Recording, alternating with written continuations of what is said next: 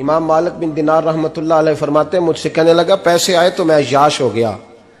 رمضان کا مہینہ تھا. عصر کے بعد میری اماں افطاری کی تیاری کر رہی تھی. میں گیا, میں نے کہا شراب پی ہوئی, اماں روٹی دے. تو اماں کہنے لگی شرم کر, روزہ رکھا نہیں تو جنہوں نے رکھا ہے ان کا تو خیال کر.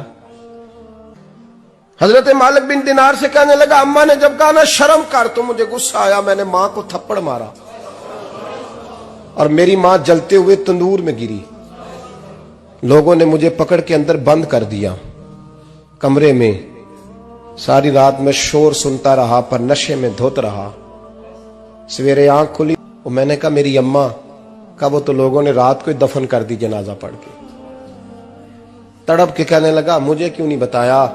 تو کہتے ہیں لوگ کہنے لگے تیری مرتی ہوئی ماں کہہ گئی تھی اسے میرا منہ نہ دیکھنے دینا. کہنے لگا جب ماں کی انتقال کی خبر ملی تو میں نے کلاڑی لے کے وہ ہاتھ کاٹ دیا جس سے ماں کو مارا تھا. میں نے ساری جائیدادیں خیرات کر دیں. 24 سال ہو گئے ساری رات نماز پڑھتا ہوں, روزہ رکھتا ہوں, حج کرتا ہوں, پر ہر سال کوئی آ کے کہتا ہے جا دوڑ جا تیرا کوئی نہیں قبول ہوا. کہ حضور ماں کے نافرمان کو معافی کیسے ملے گی؟ تو امام مالک فرمانے لگے نبی کریم نے فرمایا جا اسے جا کے بتا دے تجھے قیامت میں تیری ماں کی وجہ سے بخش دیا جائے گا. کہ حضور اماں کی وجہ سے کس طرح؟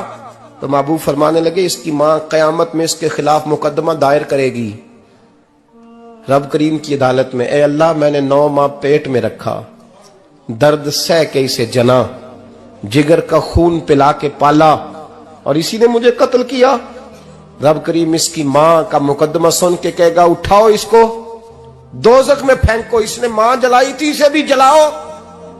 محبوب فرمانے لگے جب پکڑ کر کے مالک اس کو محمد بن ہارون کو لوگ لے جائیں گے نا جہنم کی طرف, ابھی فرشتے گھسیٹیں گے ہی تو پلٹ کے پھر اماں کی طرف دیکھے گا اور دوسری دفعہ پھر گھسیٹیں گے تو پلٹ کے دیکھے گا اور تیسری دفعہ پھر پلٹ کے کہے گا اماں یہ مجھے جلانے لگے, اماں یہ جہنم میں پھینکنے لگے.